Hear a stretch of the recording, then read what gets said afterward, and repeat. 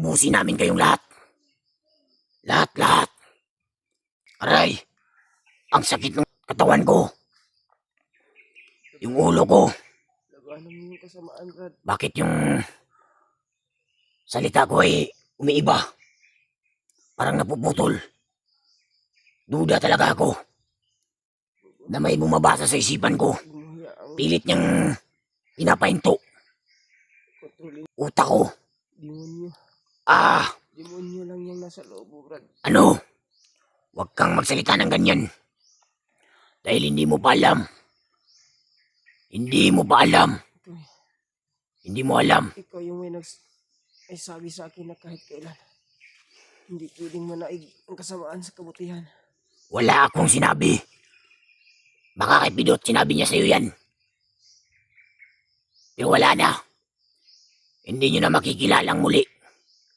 Dahil ako na ang bagong hahawak sa katawan ng traidor na komander. Panginoon, tulungan mo po kami. Walang magbabago. Laking pasasalamat ko kay Commander Bagnot. Dahil Pamilya ko. ginagamit niya sa akin. Ako na ang bagong Pidot. Ako na. Ayoko sana ang pangalan na yan. Dahil ang bantot. Pero ako na ang bagong kilala ninyo. Hindi ako masigurado. Alam kong malakas rin sila. Pero Commander Bagnot, at tumingi ako sa iyo ng dagdag na lakas upang sa pagharap namin muli ay hindi na nila ako mapapatay at patuloy akong maglalaganap ng kasamaan gamit ang katawan na ito. Hayop kayo.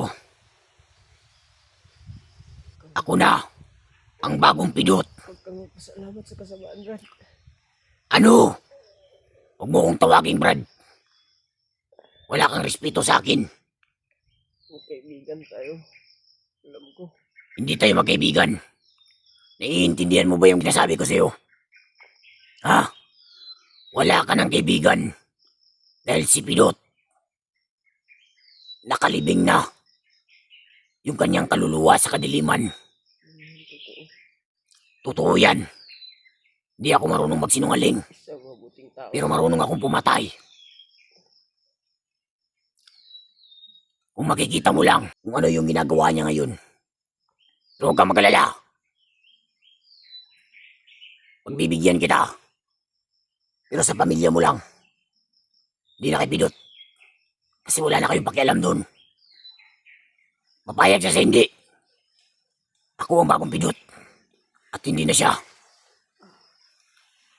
Nilala mo na ng kadiliman ang kanyang kaluluwa.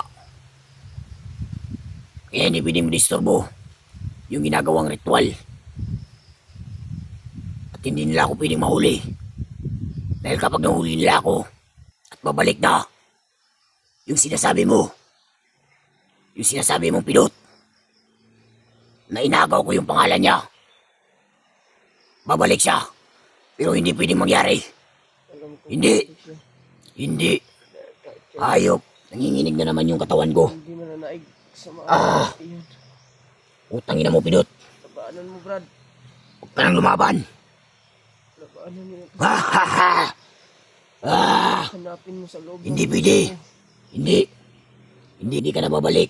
Hindi. Huwag mong hayaan. Bakit ka nagbagong buhay? Demonyo. Demonyo Bakit yung ka nasa- nagbagong buhay? Isa kang traidor. Lalong-lalo na itong hawak ko ngayon. Traidor kayo. Gusto kong makapagiganti. Gamit ang katawan na ito. Eh wala kang magagawa. Dahil malakas yung pwersa na binigay sa akin. O orasyon. Ritual. Malakas ang binigay ni Commander Bagnot sa akin. Kaya wala kang magagawa. Wala ka nang magagawa. Kahit ano pang sabihin mo, hindi na kayo makikilala.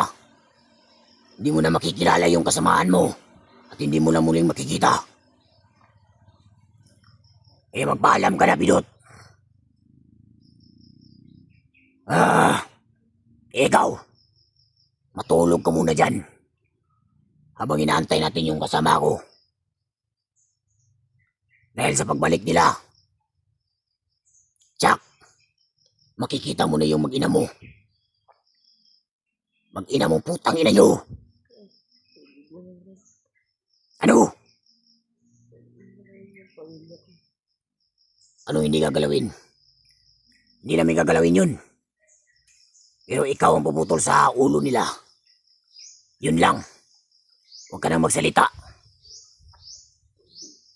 Kaya ikaw, Pidot, manahimik ka na lang. Dahil hindi ka na makakabalik sa dati mong buhay. Dahan-dahan, lalamunin ng kadiliman ang kaluluwa mo. Dahil ako na ang bagong kilalanin nyo, Commander Pidot. Ako ang hahawak upang nang sa ganun ay hindi nila ako makakalimutan kapag nagkaharap kaming muli. At alam ko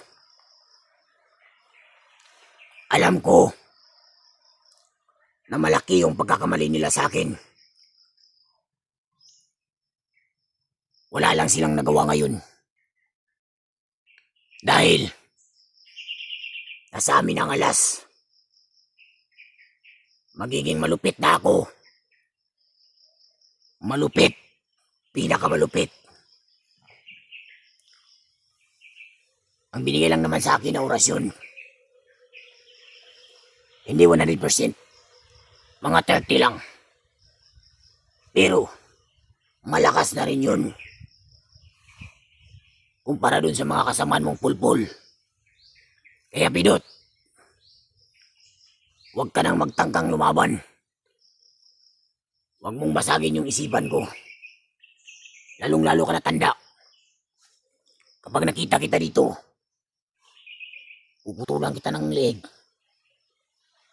Tandaan nyo yan. Yung bumabasag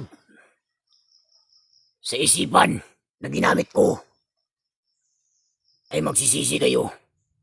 Bakit nyo ginagawa yan? Once na makita ko kayo, makaharap ko kayo, Jack, hindi na kayo makakawala sa akin. Swerte nyo lang. Nung tinamaan nyo ako, marami kayo. Alam ko naman na matatalo nyo ako. Dahil alam kong malalakas kayo. Pero antayin nyo. Magkaharap tayong muli. Tandaan nyo yan. Hindi na ako tatakbo. Pero iingatan ko katawan. Itong katawan na ginagamit ko. Dahil hindi pwede si Pidot nababalik sa pagbabagong buhay niya. Mananatiling ang katawan ni Pidot, mananatili sa kasamaan, sa ayaw at sa gusto niya. Kaya Pidot, kakausapin kita sa isipan ko. Wala ka na. Makakalimutan ka na nila. At mananatili ka na dito sa bundok. Dahil ako na ang bagong Pidot. Hindi na ikaw.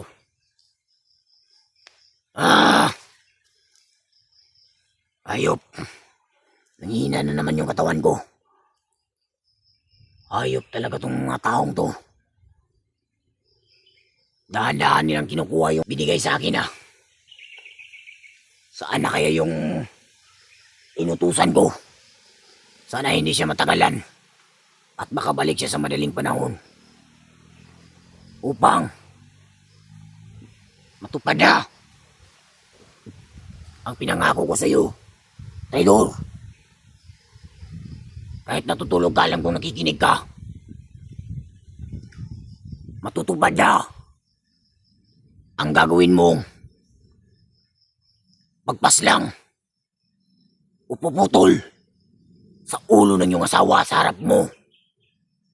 Ikaw mismo ang gagawa. Pero hindi ka namin papatayin. Mapakikinabangan ka pa.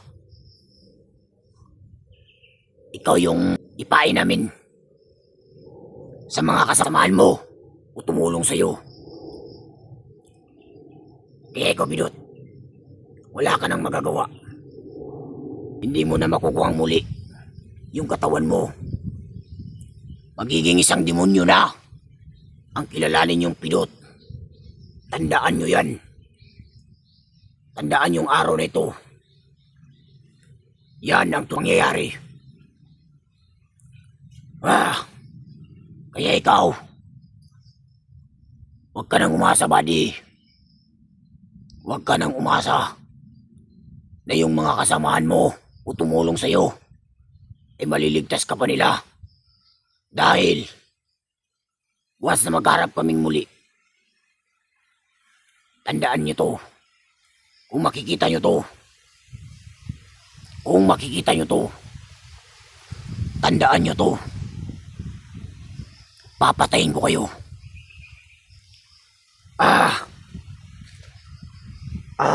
Hindi pwedeng mangyari. Labanan mo yung Hindi. kasamaan, Brad. Hindi mo maagaw.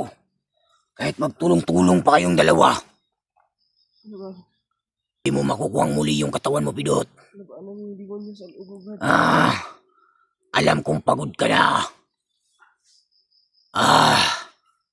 Hayop ka. Hayop. Bakit ganito yung nangyayari? Bakit dinadaig yung lakas ko? Pilit nilang kinukuha. Bakit nila ginagawa to? Labanan mo yung kasamaan, Brad.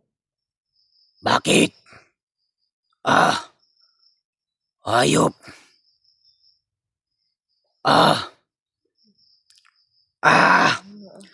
Hayop kayo. Hindi. Hindi pwedeng mangyari. Hayop ka rin. Huwag ka na magsalita. Isa ka mabuting tao. Hindi. Hindi mo maagaw, Pilot. Alam kong mahina ka na. Kaya mo lang nakukuha yung isipan ko. Dahil may tumutulong sa'yo. Pero hindi pwedeng mangyari yan. Hayop kang matanda ka. Hindi mo madadaig ang binigay sa akin na lakas. Kami ang malupit dito sa bundok. Kaya ikaw, magdasal ka na. Dahil yung pamilya mo hindi mo na maabot ang isang buwan. Pero ikaw, mabubuhay ka. Mapasilalim ka sa kadiliman. Naintindihan mo ba ako? Paalipin sa... Kahit anong sabihin mo, wala ka nang magagawa. Dahil hawak na kita. Alam mo yun? Labanan mo yung kasamaan. Umising ka. Aray ko. Hindi. Kontrolin ka Hindi ng pwedeng mangyari. Hindi pwedeng mangyari. kaibigan tayo. Pidot, hindi mo na makukuha muli yung katawan mo. Marami kang kaibigan. Magsisisi ka lang. Mas lalo ka lang manghihina kung gagawin mo yan. Ikaw, tanda. Kung may balak kang tumulong, huwag mo na lang gawin. Dahil magiging masaya ako kung anong gagawin ko. Tandaan mo yan, ha? Kaya huwag ka na magtangkang tumakas. Hindi ka na makatayo. Pag tumayo ka, bibitawan kita ng isang orasyon na isang araw kang hindi magigising. Pag sinuway mo yung utos ko sa'yo na hindi ka tatayo, iwan ko na lang. Baka patay ka na sa panaginip mo. Huwag kang tumayo ha. Kung gusto mong makita yung mag-ina mo. Ano ka lang dyan? Relax ka lang. Huwag kang mainip. Total, puputulan mo naman sila ng ulo. Kaya huwag kang mainip. Dahil, kahit nag-traidor ka, alam namin mapakikinabangan ka. Kahit ipain ka na lang namin. Kahit hindi na kami yung papatay sa'yo. Pero babalik ka pa rin sa iyo at sa gusto mo. Mananatili kang mapasailalim sa kadiliman. Aantayin natin yung sama ko. Tangina. Ano? Nagutom ka? Wala nga akong kain-kain. Ikaw pa kaya? Bihag ka lang, huwag kang malikramo. Tubig na lang. Kung ano yung gagawin ko sa'yo, gagawin ko sa'yo yun. Ako ang masusunod. Kahit hindi kita pakainin ng isang buwan. Tubig na lang. Wala. Kung gusto mo uminom ng tubig, antayin mong makabalik yung kasama ko. Mabait naman ako. Mabait sa demonyo. Hindi sa katulad nyo. Kasi traidor kayo.